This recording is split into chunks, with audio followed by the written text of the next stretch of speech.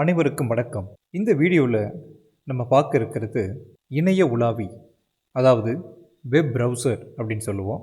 இணைய உலாவி என்பது ஒரு சாஃப்ட்வேர்.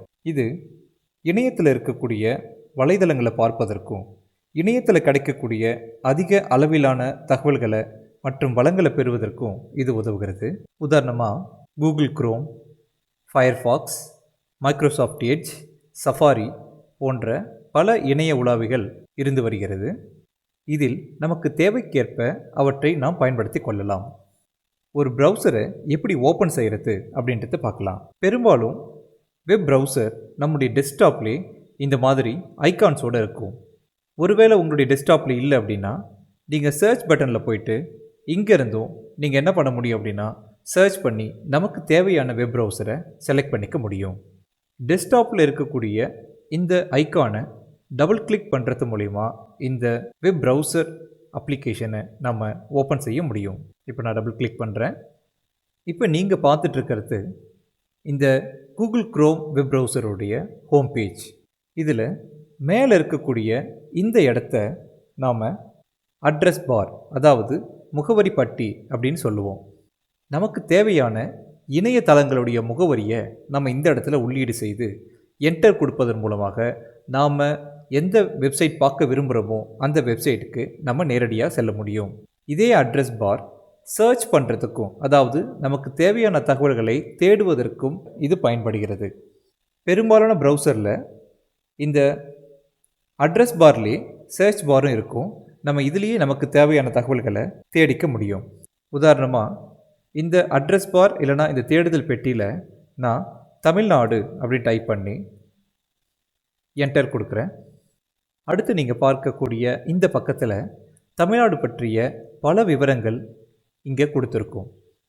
இங்கே இருக்கக்கூடிய images, news, maps, short videos இதன் மூலியமாகவும் நம்ம எதை பற்றி தேடணுமோ அதை பற்றிய தகவல்களை நம்ம தெரிஞ்சுக்க முடியும்.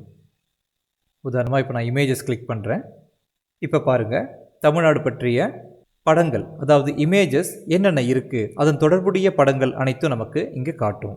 இங்கே இருக்கக்கூடிய பேக்வேர்ட் பட்டன் மற்றும் ஃபார்வேர்ட் பட்டன், இந்த இரண்டும் நமக்கு முன்னோக்கி அல்லது பின்னோக்கி செல்வதற்கு பயன்படும். இந்த ரெஃப்ரெஷ் பட்டன் நாம் எந்த பக்கத்தில் இருக்கிறோமோ அல்லது எந்த இணையதளத்தில் இருக்கோமோ அதை புதுப்பிக்க பயன்படுகிறது. அடுத்து நாம் பார்க்கக்கூடிய இணைய பக்கங்களை எவ்வாறு புக்மார்க் செய்கிறது அப்படின்றத பார்ப்போம். உதாரணமாக tn.gov.in நம்ம தமிழ்நாடு அரசுடைய இந்த வலைதள பக்கத்தை நான் இப்போ கிளிக் பண்ணி ஓப்பன் பண்ணுறேன். நீங்கள் பார்த்துட்டு இருக்கிறது தமிழ்நாடு அரசினுடைய இணையதளத்துடைய முகப்பு பக்கம். எனக்கு இந்த இணையதளத்தை நான் புக்மார்க் செய்யணும்னு நினச்சேன் அப்படின்னா அட்ரஸ் பார் பக்கத்தில் இருக்கக்கூடிய இந்த ஸ்டார் போன்ற இருக்கக்கூடிய இந்த ஐக்கானை கிளிக் செய்தால் இவ்வாறு கிடைக்கும். இதற்கு என்ன பெயர், இது எந்த ஃபோல்டரில் சேவ் பண்ணி வச்சுருக்கணும் அப்படின்றத நம்ம செலக்ட் பண்ணிவிட்டு டன் அப்படின்னு கொடுத்துட்டோம்னா இந்த குறிப்பிட்ட இணையதளம் புக்மார்க் ஆகிடும். இப்போ நீங்கள் பார்க்கலாம், இந்த இணையதளம் ஸ்டார் அப்படின்னு ஆயிருக்கிறத பார்க்க முடியும்.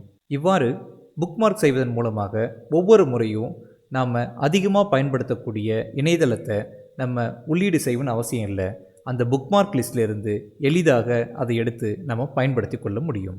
இணையத்தில் இருக்கக்கூடிய எண்ணற்ற இணையதள வளங்களை பயன்படுத்துவதற்கு இந்த இணைய உலாவிகள் பயன்படும் என்பதை பற்றி தெரிந்து கொண்டோம். நன்றி, வணக்கம்.